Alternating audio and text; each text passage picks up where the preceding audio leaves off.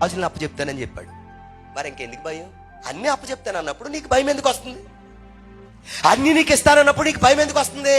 అంటే అంటే మనం ఎక్కడో చోట మనుషుల మాటలే మన చెవిలోకి వచ్చి పడుతున్నాయి, ఇరుగు పొరుగు వారి మాటలే మన చెవిలోకి వచ్చి పడుతున్నాయి అన్న కారణం చేస్తే సౌలు లాగా నువ్వు కూడా ధైర్యం లేకుండా పిరికివాడిలాగా పిరికిదానిలాగా ఉంటున్నావు.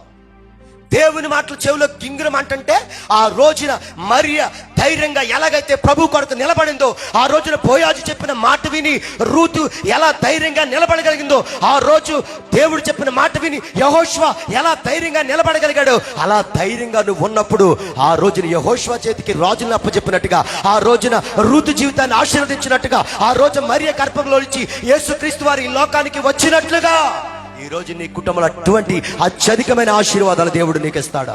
బోయాజు మాట విన్న రూతు ధైర్యంగా నిలబడింది. ఆ తండ్రి అయిన దేవుని మాట విన్న యెహోషువ ధైర్యంగా నిలబడ్డాడు.